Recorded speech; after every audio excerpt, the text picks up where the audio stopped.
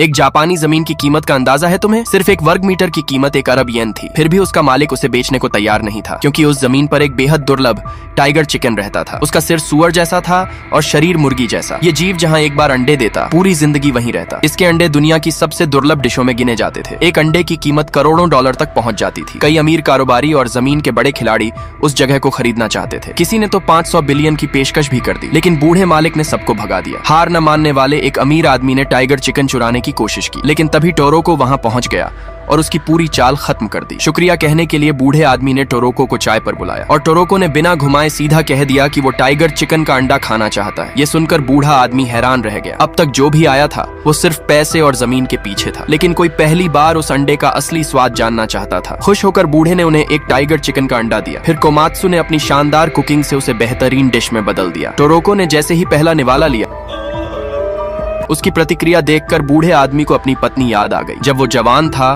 तब वो भी एक फूड हंटर हुआ करता था, बहुत गुस्सैल और जल्दबाज इंसान। अपनी कमजोर पत्नी को दुनिया का सबसे अच्छा खाना खिलाने के लिए वो दिन रात मेहनत करता रहा, लेकिन जब आखिरकार पैसे लेकर घर लौटा तब तक उसकी पत्नी गंभीर रूप से बीमार हो चुकी थी। मरने से पहले उसने बस इतना कहा था, काश वो ज्यादा पैसे कमाने की जगह उसके साथ एक बार और खाना खा पाता। ये याद करते ही बूढ़े आदमी की आंखों से आंसू निकल पड़े।